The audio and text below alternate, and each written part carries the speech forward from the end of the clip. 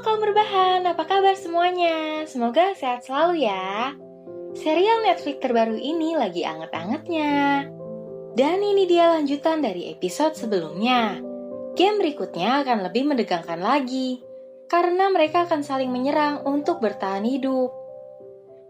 Nah, daripada penasaran, kita langsung ke alur ceritanya. Episode 4 diawali dengan papa berkacamata yang diam-diam bersama salah satu staf sedang menuju suatu tempat. Para peserta yang berhasil di game kedua kembali ke aula istirahat. Lalu diumumkan jumlah uang yang terkumpul di game kedua.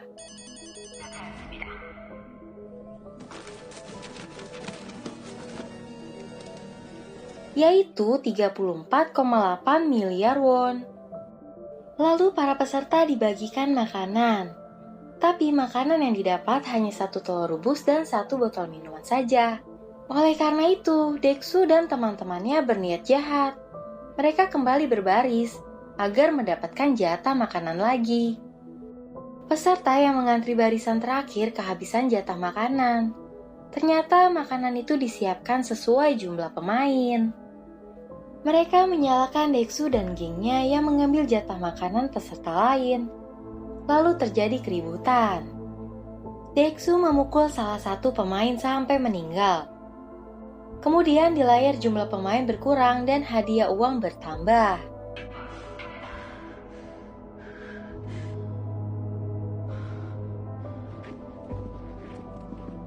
Junho yang sebelumnya mengambil topeng milik staf kemarin, ternyata pola di topengnya berpengaruh.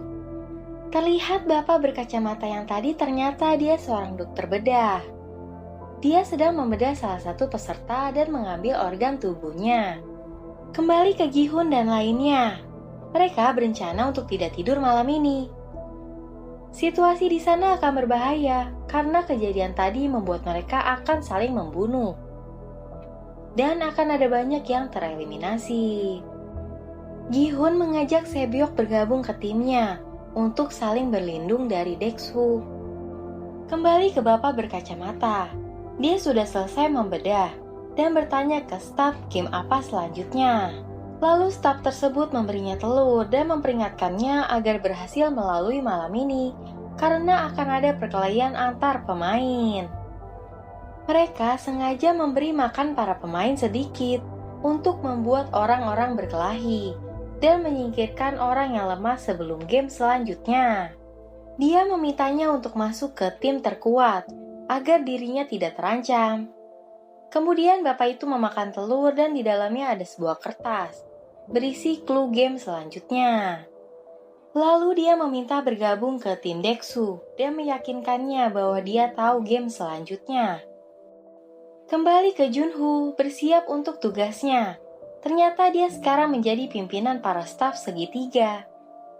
Kemudian para pemain bersiap-siap saat lampu akan dimatikan. Terlihat frontman mengawasi lewat CCTV. Perkelahian antar pemain pun dimulai, mereka saling membunuh.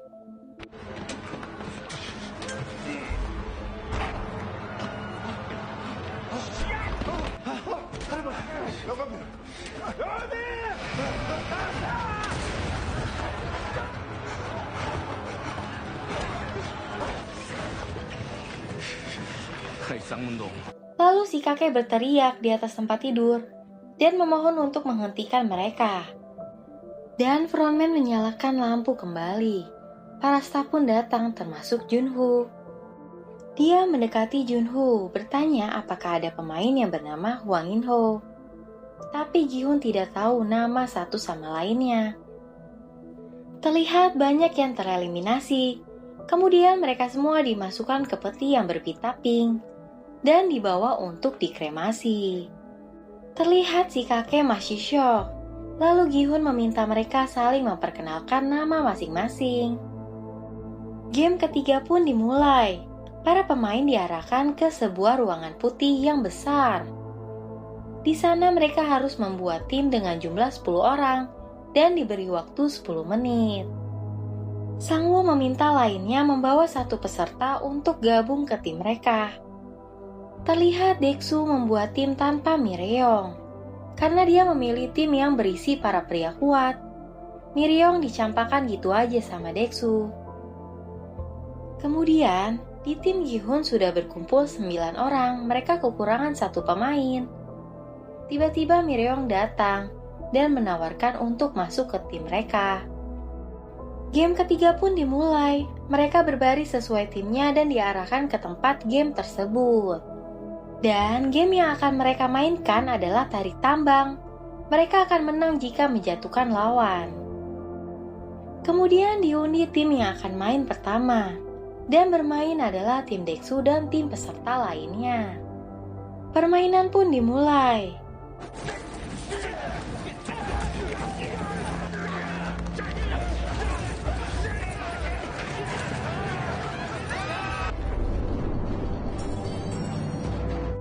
Tim Deksu pun menang di game tersebut dan menjatuhkan lawannya. Lalu Junho melihat staf lain memasukkan pemain yang jatuh dan masih sekarat ke dalam peti. Lalu peti itu ditandai dengan darah. Tim selanjutnya bermain adalah tim Gi-hun. Dia melawan tim yang semuanya pria sedangkan timnya sangat lemah karena ada beberapa wanita dan seorang kakek tua. Kemudian si kakek memberitahu kalau tarik tambang tidak hanya dengan kekuatan saja, tapi dengan taktik posisi pemain agar mereka bisa menang. 들어봐, 지금부터 어떤 사람이 중요해. 그 사람은 우리 팀원들이 모두 그의 뒷모습을 본. 그땐 이미 승부는 끝나고 제일 뒤에는 마치 배의 다중이었는데 줄을 사이에 놓고 두 발은 끼고 그래야 힘을. Game pun dimulai. Mereka bertahan beberapa detik, kemudian menarik tali dengan kuat. Lalu tim lawan menarik tali mereka dengan kuat juga. 하고 상대편이 당황하라. 땅이야!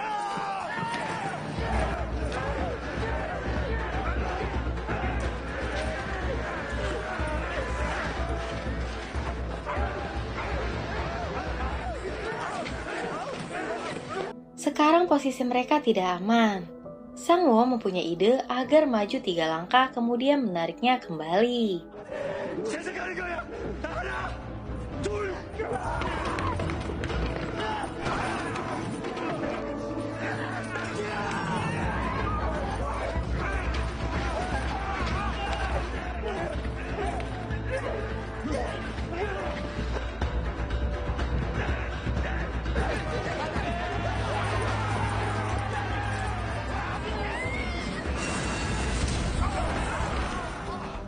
Tim lawan pun kalah dan jatuh ke bawah. Akhirnya tim Gi-hun pun menang di game ini. Kemudian para pemain yang gugur dimasukkan ke peti, lalu dikremasi. Tapi salah satu peti yang tadi ditandai oleh staf dibawa ke suatu tempat. Kemudian terlihat para pemain yang lolos sedang berdiskusi untuk malam ini. Karena pasti akan ada perkelahian lagi seperti sebelumnya. Mereka membuat pagar pelindung untuk diri mereka masing-masing. Lalu Deksu menghampiri Gi-hun untuk memintanya berhati-hati malam ini. Sang Wo menyarankan untuk berjaga bergantian saat jam tidur dan melindungi mereka.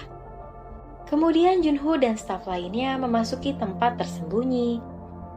Di sana dia melihat banyak mayat dan ada peserta si dokter bedah. Si dokter sedang membedah mayat itu dan mengambil organ di tubuh mereka. Di sana para staf mendesak dokter itu agar cepat menyelesaikan tugasnya. Lalu mereka pun berdebat. Terlihat Gi-hun sedang membayangkan ingatannya yang dahulu. Lalu dia bercerita dengan si kakek kalau dia dulu bekerja di perusahaan mobil dan dipecat setelah 10 tahun bekerja. Kemudian dia dan rekan-rekannya melakukan mogok kerja. Di saat itulah anaknya akan lahir, tapi dia tidak mempunyai pekerjaan. Dia pun bercerai dengan istrinya. Kembali ke para staf, mereka sedang bercerita tentang pemain yang hidup kembali setelah dibedah. Junho tiba-tiba bertanya tentang pemain itu. 저걸로 때려 죽였지. 너도 다 봤으면서. 넌 뭐야? 정신이 없어서. 정신이 없어? 유시구만. 너 Setelah itu organ tubuh yang diambil tadi dibawa untuk dijual.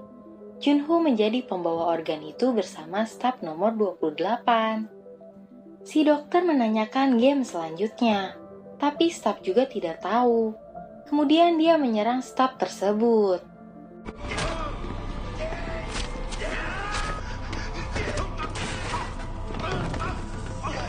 Kembali ke Junho yang sedang berjalan keluar. Saat turun ke bawah tanah, dia diserang oleh staf nomor 28 yang curiga dengannya. Dia meminta membuka topeng Junho. Setelah dibuka, Junho menodongkan pistolnya dan berbalik meminta dia membuka topengnya. Junho memberitahu bahwa itu kakaknya yang mereka operasi dan diambil ginjalnya. Tapi ternyata yang mereka operasi itu seorang wanita, sedangkan kakak Junho seorang laki-laki. Kembali ke si dokter yang kabur lalu masuk ke tempat arena game, dikejar oleh staf lainnya. Kemudian staf itu membuka topengnya dan meyakinkannya. 의사 선생. Junho menanyakan daftar seluruh pemain kepadanya, lalu diberitahu bahwa berada di ruangan pimpinan atau frontman. Setelah itu Junho menembaknya. Terlihat staf tersebut diam-diam mau menyerang si dokter. Lalu frontman datang dan menembak staf itu. Dia marah kepadanya karena telah membongkar game yang dimainkan. Karena prinsip di game ini semua orang setara dan harus bermain adil dalam bersaing. Dan dia telah menghancurkan prinsip tersebut. Staf itu ditembak mati, begitu juga dengan si dokter. Junho diam-diam masuk ke ruangan frontman. Kemudian suara peringatan berbunyi. Lalu semua pemain diminta berkumpul. Kembali ke Junho yang sedang mencari daftar pemain. Para pemain diperiksa satu persatu oleh para staf. Kemudian para pemain mengikuti instruksi staf untuk game selanjutnya. Kembali ke Junho menemukan nama kakaknya di daftar pemenang game tahun 2015. Dan pas dicek biodatanya, ternyata itu kakaknya. Saat menaiki tangga, mereka kaget semua melihat ke atas ada beberapa staf dan si dokter digantung di sana. Karena mereka telah melanggar aturan di sini. Berlanjut ke Junho, dia memotret beberapa bukti daftar di sana. Lalu ada telepon berdering. Frontman datang dan mengangkat telepon itu.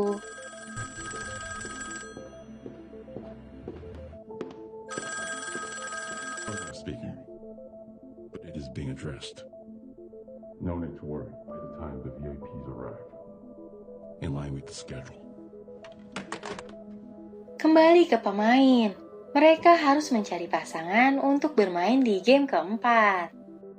Mereka semua mencari pasangan masing-masing. Sang-woo mengajak Ali menjadi pasangannya. Kemudian Sebyok diajak berpasangan dengan wanita yang di timnya tadi. Lalu Gi-hun melihat si kakek belum ada pasangan. Dia menghampirinya dan mengajaknya berpasangan. Waktu pun habis. Mireong kesal dia tidak mendapat pasangan karena jumlah peserta yang ganjil. Kemudian Mireong pun dibawa oleh para staf. Para pemain yang sudah mendapatkan pasangan berada di arena game keempat. Masing-masing mereka diminta mengikuti para staf. 긴장하지 마. 네, 형. 이런 동네에서 살았어. 좋습니다. Lalu mereka diberi kantong berisi kelereng. Si kakek membuat perjanjian ke Gi-hun untuk menjadi ganbu, yaitu teman yang tidak perhitungan akan membagi kelerengnya. 냈든가? 영감님. Dan diumumkan game yang dimainkan adalah mereka harus bersaing dengan pasangannya. Agar mendapatkan 10 kelereng milik pasangannya akan menjadi pemenang.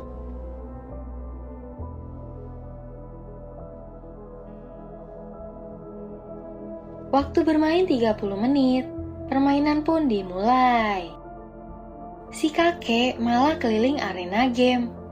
Dia teringat dengan rumahnya yang sama persis. Di sisi lain, Sangwoo bermain tebak kelereng dengan Ali. Sedangkan Sebyok dengan pasangannya akan bermain di menit terakhir. Dengan satu putaran untuk dipertaruhkan semua kelerengnya. Kembali ke Gi-hun masih memaksa si kakek untuk bermain dengannya. Jika tidak mereka akan gugur. Terlihat Sangwoo marah kepada Ali karena Ali selalu benar mendebaknya. 이 게임 확률이 반반인데 나 속인 거지. 너 이런 거 해본 적 없다며. Lalu Sebyok menceritakan kehidupannya ke wanita tersebut. 중국에서 공안들한테 잡혀서 다시 북으로 끌려. 어이구네. Kembali ke Gi-hun, akhirnya si kakek mau bermain. Dia selalu menang dan mendapatkan kelereng banyak dari Gi-hun. Kemudian Deksu masih bermain dengan melempar kelereng ke lubang. Wanita itu bertanya apa yang dilakukan jika dia menang dan mendapat uang itu. Dia ingin membawa ibunya ke Korea Selatan dan adiknya di panti asuhan, lalu membeli rumah dan hidup bersama. Terlihat Sangwoo memohon kepada Ali karena dia kalah. Dan dia mempunyai ide agar mereka berdua bisa hidup dengan mencari tim lain untuk bermain dengan mereka. Kembali ke Gi-hun hampir kalah dari si kakek. Karena si kakek pelupa, dia berubah jawabannya dan mendapatkan kelerengnya kembali. 방금 뭐라고 했어?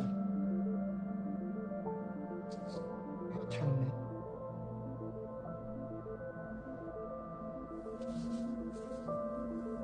Sebyok kembali bertanya dengannya apa yang dilakukan jika keluar dan menang. 여기서 나가면 뭘 할지 생각? 같이 제주도 나갈래? Lalu Deksu menang melawan pasangannya. Terlihat Sangwoo mencoba mengoceh Ali dengan menukar kantong kelerengnya. Kemudian dia menang mendapatkan 20 kelereng. 그럼 타이머가 3분 남았을 때 다시 여기서 만나자. 내가 말한 규칙은 어떤 게임을 하든 폭력을 쓰. Kembali ke Sebyok. Mereka pun bermain dengan melempar kelereng paling jauh akan menjadi pemenangnya. Mereka pun berkenalan, wanita ini bernama Ji Yeong. Gi-hun yang bermain dengan si kakek, dia selalu mengoceh si kakek yang pelupa, sehingga dia hampir menang. 아, 여기 하나야. Lalu Sebyok dia melempar cukup jauh. Giliran Ji-yeong sengaja menjatuhkan kelerengnya. 너 뭐 하는 짓이냐고. 참좀 멋있게 좀 집에서 나갈 이유가 있지만. Lalu Ali menyadari kelerengnya ditukar batu oleh Sangwoo. Ji-yeong pun kalah dan ditembak. Sedangkan Gi-hun harus mendapatkan satu kelereng lagi milik si kakek agar bisa menang. Tapi si kakek malah berjalan-jalan. Kemudian si kakek bilang kalau mereka berjanji akan menjadikan bu. Lalu si kakek memberikan kelerengnya ke Gi-hun. 말이 되고 가져. 깐부 맺은 거. Waktu pun habis. Gi-hun menang mendapatkan 20 kelereng. Si kakek pun ditembak. Nah, itu tadi alur drama Squid Game. Gi-hun bisa menyelesaikan gamenya karena pengorbanan dari si kakek. Lalu siapakah kakak Junho yang akan mulai terungkap?